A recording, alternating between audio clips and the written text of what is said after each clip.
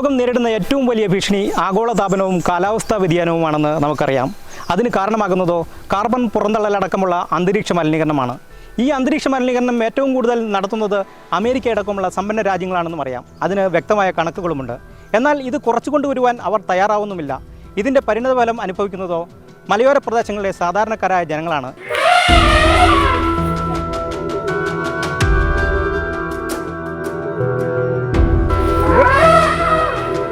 നിരവധി ആദിവാസി കുടികളുള്ള പഞ്ചായത്താണ് കുട്ടമ്പുഴ. ചെറുകിട കർഷകരും കൂലിപ്പണിക്കാരും ഉൾപ്പെടുന്ന ദരിദ്ര ജനവിഭാഗങ്ങളാണ് ജനസംഖ്യയിൽ ഏറെയും. കുട്ടമ്പുഴയിൽ ആന ചവിട്ടിക്കൊന്ന എൽദോസിൻ്റെ നാട്ടിലാണ് KCV ന്യൂസ് വാർത്താസംഘം ഇപ്പോഴുള്ളത്. വികസനത്തിൽ പൊതുവെ പിന്നോക്കം നിൽക്കുന്ന പ്രദേശം. അടിയന്തര ആശുപത്രി സേവനങ്ങൾ ലഭിക്കാൻ കോതമംഗലം നഗരത്തിലെത്തണം. 1 മണിക്കൂറിലധികം സമയം വേണം ഇതിനായി. ഡിസംബർ 16 രാത്രി 8:30യോടെയാണ് എൽദോസിനെ വീട്ടിലേക്കുള്ള വഴിയിൽ വെച്ച് കാട്ടാന ആക്രമിച്ച് കൊലപ്പെടുത്തിയത്. അന്ന് രാത്രിയും പിറ്റേന്നും പ്രദേശത്ത് വലിയ സംഘർഷാവസ്ഥ ആയിരുന്നു. ജനങ്ങളുടെ പ്രതിഷേധം അണപൊട്ടുന്നത് കണ്ട് കളക്ടറടക്കമുള്ള ഉദ്യോഗസ്ഥ വൃന്ദങ്ങളും രാഷ്ട്രീയ ഭരണ നേതൃത്വങ്ങളും സ്ഥലത്തെത്തി. പതിവ് പോലെ തന്നെ വാഗ്ദാനങ്ങളും ഉറപ്പുകളും അവർ കൈമാറി. എൽദോസിൻ്റെ വീടിരിക്കുന്ന ഉരുളൻ തണ്ണി വലിയ കിണാശ്ശേരിയിലേക്കുള്ള വഴിയിൽ ഒരൊറ്റ സ്ട്രീറ്റ് ലൈറ്റ് പോലും പ്രവർത്തിച്ചിരുന്നില്ല. വർഷങ്ങൾക്ക് മുമ്പ് സ്ഥാപിച്ച ഇലക്ട്രിക് ഫെൻസിംഗ് തകർന്നു നാമാവശേഷമായ അവസ്ഥയിലുമായിരുന്നു. ഒരിക്കൽ പോലും അറ്റകുറ്റപ്പണി നടത്തിയിരുന്നില്ല.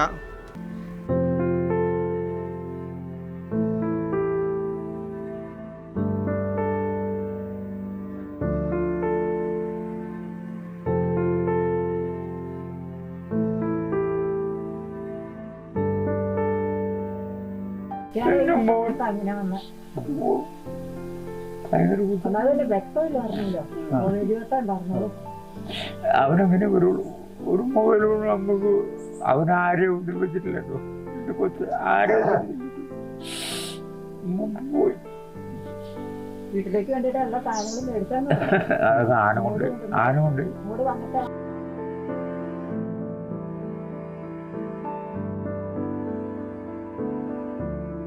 ജനവാസ മേഖലയിലേക്ക് ആന കടക്കാതിരിക്കാൻ കിടങ്ങ് സ്ഥാപിക്കണമെന്നും വർഷങ്ങളായി പ്രദേശവാസികൾ ആവശ്യപ്പെട്ടിരുന്നു.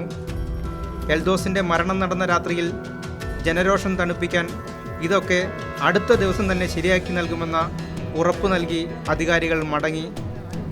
എന്താണ് എൽദോസിൻ്റെ നാട്ടുകാർക്ക് അവരുടെ ജീവിതാവസ്ഥയെക്കുറിച്ച് പറയാനുള്ളതെന്ന് നമുക്ക് നേരിട്ട് കേൾക്കാം. ഞങ്ങളുടെ ഈ പ്രദേശത്ത് ആനശല്യം തന്നെയല്ല, എല്ലാ വന്യമൃഗങ്ങളുടെ ശല്യവും ഉണ്ട്.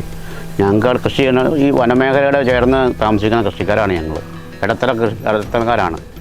ഞങ്ങൾക്ക് ഇവിടെ താമസിക്കാൻ ഞങ്ങളിവിടെ അതാത് വർഷം കൃഷി ചെയ്താണ് ഞങ്ങൾ ജീവിച്ചുകൊണ്ടിരിക്കുന്നത്. എന്നാൽ സംഭവം നടന്ന് ഒരാഴ്ചയായിട്ടും കാര്യമായ ഒന്നും തന്നെ അവിടെ സംഭവിച്ചില്ല. തകർന്നു കിടന്നിരുന്ന ഫെൻസിങ് അതേപടി തന്നെ കിടക്കുന്നു. ഈ വന്യമൃഗ സംരക്ഷണത്തെ പറ്റി പറയുമ്പം ഈ റിസോർട്ടുകളെല്ലാം ഒരു അനധികൃതമായിട്ട് കെട്ടിപ്പൊക്കിയ റിസോർട്ടുകളെല്ലാം പൊളിച്ച് ആനത്താരകൾ ഉണ്ടാക്കുകയാണെങ്കിൽ ഈ ട്രെഞ്ചോ അല്ലെങ്കിൽ ഈ ഫെൻസിങ്ങോ ഒന്നും ആവശ്യമില്ല. കാരണം വർഷങ്ങൾക്ക് മുമ്പ് ഒരു 2000 മുതൽ ആനശല്യം കൂടുതൽ തുടങ്ങിയത്. അതിനു മുമ്പ് ഇത്രയും ആനശല്യമില്ലായിരുന്നു. വനത്തിലന്ന് പണ്ട് ആൾക്കാർ കയറി കണ്ട് അതുമൊക്കെ മയക്കുമരുന്നുകളൊക്കെ ചെയ്തെങ്കിലും ഇത്രയും റിസോർട്ടുകളില്ലാത്തത് കൊണ്ട് ഈ ആനയ്ക്ക് പ്രശ്നമില്ലായിരുന്നു. ഇപ്പോൾ ആനയ്ക്ക് വനത്തിൽ നിൽക്കാൻ സ്ഥലമില്ല. കൃഷിയിടങ്ങളിൽ ഇറങ്ങി ആനയ്ക്ക് നിൽക്കാൻ സ്ഥലമുള്ളൂ. അങ്ങനെ ഒരു നിയന്ത്രണം ഉണ്ടാക്കുകയാണെങ്കിൽ ഈ കാര്യങ്ങൾ ഈ ആനശല്യം ഒരു 90% കുറയുമെന്നൊരു അഭിപ്രായക്കാരനാണ് ഞാൻ. ജനങ്ങളുടെ കണ്ണിൽ പൊടിയിടാൻ സ്ഥാപിച്ച സ്ട്രീറ്റ് ലൈറ്റിൻ്റെ ആയുസ് ഒരൊറ്റ രാത്രി പോലും നീണ്ടില്ല. ഇന്ന് വരെ പട്ടയ പ്രശ്നങ്ങൾക്ക് ഇടപെടാൻ പറ്റിയിട്ട് നമ്മുടെ ഒരു സർക്കാരിനെ കൊണ്ട് പറ്റിയിട്ടില്ല. ഒരു എൻ്റെ അറിവിൽ റവന്യൂ വനം വകുപ്പ് ഉദ്യോഗസ്ഥന്മാർ ഒന്ന് വിചാരിച്ചാൽ 1 മാസം കൊണ്ട് നടക്കുന്ന കാര്യമാണത്. പക്ഷെ ഇന്ന് വരെ അവർക്ക് നടത്താൻ പറ്റിയിട്ടില്ല. അതേപോലെ തന്നെ മനുഷ്യൻ്റെ സംരക്ഷണത്തിന് അതിനുള്ള ഒരു കാര്യങ്ങൾക്കും ചെയ്യാൻ അവരെ കൊണ്ട് സാധിക്കുന്നില്ല. ഭൂമി കയറി ഒരു കൃഷിനാശം വരുത്തിയാൽ അതിനൊരു മിനിമം ഒരു നഷ്ടപരിഹാരം തരാൻ പോലും ഇവരെ കൊണ്ട് സാധിക്കില്ല. അപ്പം നമ്മൾ അതിനു വേണ്ടി ചെല്ലുമ്പോൾ ചോദിക്കുന്ന ചോദ്യം നിങ്ങൾക്ക് പട്ടയമുണ്ടോ, ഭൂമിക്ക് രേഖയുണ്ടോ? അപ്പം നമ്മൾ ജീവിക്കുന്നത് നമുക്ക് ആധാർ കാർഡുണ്ട്, പാൻ കാർഡുണ്ട്, വോട്ടർ ID ഉണ്ട്, ഇല്ലാത്ത കാർഡുകൾ മൊത്തം എടുപ്പിച്ച് വെച്ചേക്കണം. പക്ഷെ നമ്മൾ താമസിക്കുന്ന ഭൂമിക്കൊരു രേഖ ഇവരുണ്ടാക്കി തരുന്നില്ല. MLA അടുത്ത് 2018 ഞാൻ പോയി പറഞ്ഞാണ് ഈ ഭൂമിക്കൊരു പട്ടയത്തിനുള്ള രേഖ നമ്മൾ ഉണ്ടാക്കി തരുമെന്ന് പറഞ്ഞു. അപ്പോൾ അന്ന് പറഞ്ഞു 1 മാസത്തിനുള്ളിൽ CCF DF ഒക്കെ കൂടി ഞങ്ങൾ കമ്മിറ്റി കൂടുന്നുണ്ട് കളക്ടറേറ്റിൽ വെച്ചിട്ട് 1 മാസത്തിനുള്ളിൽ നടപടിയാക്കി തരാമെന്ന് പറഞ്ഞിട്ട് ഇപ്പോൾ 6 വർഷം ഇന്നുവരെ നടപടിയായിട്ടില്ല. കിടങ്ങ് കുഴിക്കാൻ എത്തിച്ച JCB പ്രതിഷേധത്തെ തുടർന്ന് പിണവൂർക്കുടിയിൽ പിടിച്ചിട്ടിരിക്കുകയാണ്. കാർബൺ ഫണ്ട് നന്നായിട്ട് അവരുടെ രീതിയിൽ അവർക്ക് വനം വെച്ച് പിടിപ്പിക്കാനുള്ള ഒരു ഫണ്ടിങ് അവർക്ക് വേറെ രാജ്യങ്ങളിൽ നിന്ന് വരുന്നുണ്ട്. അപ്പോൾ അതനുസരിച്ച് വനം വിസ്തൃതി കൂട്ടുക. നമ്മുടെ കണക്കനുസരിച്ച് ഇപ്പം നിലവിൽ ഫണ്ടുണ്ടായിരുന്നേക്കാണ് വനം വിസ്തൃതി കൂടുകയാണ് വന്നേക്കുന്നത് ഇപ്പോൾ. പക്ഷെ എന്നാൽ പോലും ഇവർക്ക് വിസ്തൃതി കൂടിക്കൊണ്ടിരിക്കുക.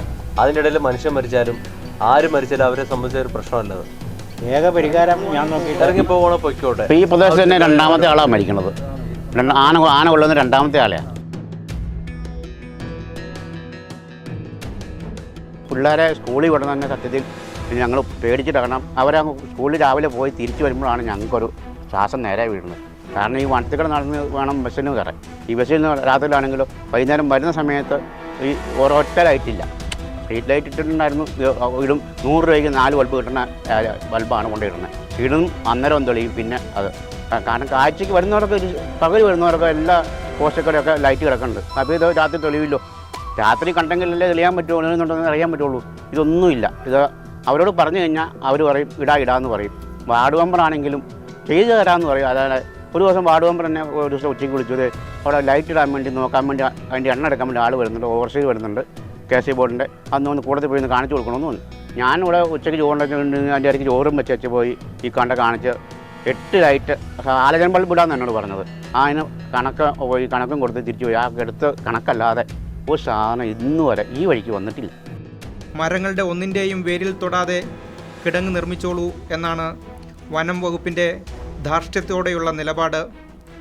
വനമേഖലയോട് ചേർന്നുള്ള പ്രദേശത്ത് ഒരു തരത്തിലും പ്രാവർത്തികമാക്കാൻ കഴിയാത്ത നിർദ്ദേശം. പേരിന് ചില സ്ഥലത്ത് കിടങ്ങ് നിർമ്മിക്കാൻ തുടങ്ങിയതോ ഒരു പട്ടിക്ക് പോലും ചാടിക്കടക്കാൻ കഴിയുന്ന രീതിയിലും. അതായത് 1 കിലോമീറ്റർ കഷ്ടിയുള്ളൂ ഇവിടുന്ന് തന്നെ ഫോറസ്റ്റ് സ്റ്റേഷൻ്റെ ഫണ്ടിൽ നിന്ന് വലിയകണാശ്ശേരി എന്ന് പറഞ്ഞ സ്ഥലത്തേക്ക്.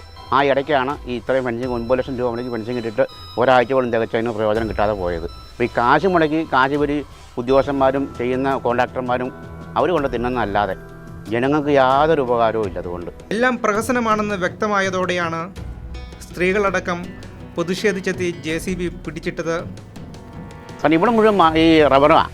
റബ്ബർ നല്ല പച്ചപ്പാണ് നിൽക്കുന്ന സമയത്താണ് ഇവർ വിമാനത്തെ വന്ന് കണ്ടു പോയത്. നോക്കുമ്പോൾ മൊത്തം മണാന്ന് അവർ പറഞ്ഞു പോയത്. അവർക്ക് അറിയില്ല. ഭൂമിയിൽ അവർ ഇറങ്ങിയിട്ടില്ല. പിന്നെ എങ്ങനെയാണ് ഇവിടെ ഇപ്പോൾ ട്രെഞ്ച് കാത്തുണ്ടോ? ഇവിടെ മിക്കവാറും പാറകളാണ്, മലകളാണ്. ഒരു സൈഡ് താഴ്വരയിലാണ് എല്ലാ ആൾക്കാരും താമസിക്കുന്നത്. അപ്പോൾ ട്രെഞ്ച് കാത്തി പോകുന്ന വഴിക്ക് പാറയായിരിക്കും. ഈ പാറയെല്ലാം എന്ത് ചെയ്യും? 17 വാർഡുണ്ട്. അതിൽ 100 ബൾബേ ഉള്ളെന്ന് പഞ്ചായത്തിലാകെ. ഈ 100 ബൾബ് കൊണ്ടുവന്ന് ഇവിടെ ഈ ആനപ്രശ്നം ഉണ്ടായപ്പോഴാണ് ഈ ബൾബ് ഉണ്ടായത്. ഈ ഇവിടെ കൊണ്ടുവന്ന് 100 കൊണ്ടുവന്ന് 17 വീതി ചെയ്യുമ്പോൾ എത്ര ബൾബുകൾ കിട്ടും?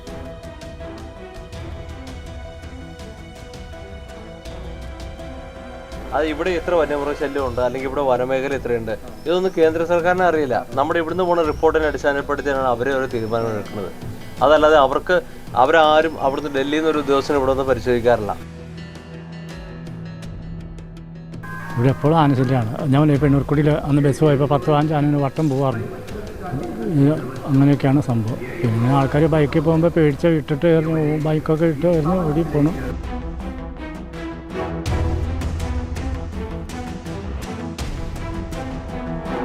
കണാശ്ശേരി അമ്പലം ആ ഭാഗത്ത് വെച്ച് ആന ആക്രമിക്കാൻ വന്നു.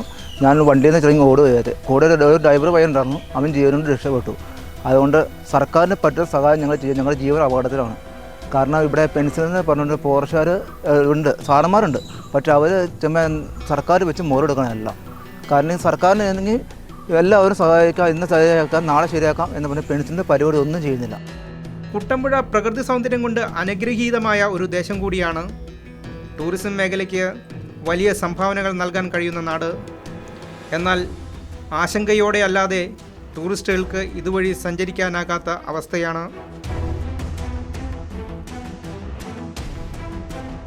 എൽദോസിൻ്റെ വീട്ടുകാരുടെയും നാട്ടുകാരുടെയും ജീവിതാവസ്ഥകളിൽ നിന്നും പ്രതികരണങ്ങളിൽ നിന്നും പ്രേക്ഷകർ കാര്യങ്ങൾ മനസ്സിലായി കാണുമല്ലോ. പഞ്ചായത്ത് ഭരിക്കുന്നത് UDF, സംസ്ഥാനം ഭരിക്കുന്നതോ LDF, കേന്ദ്രം ഭരിക്കുന്നത് NDA. ഈ 3 ഭരണവർഗ്ഗങ്ങളുടെയും കൈകളിൽ എൽദോസിൻ്റെ രക്തക്കറയുണ്ട്.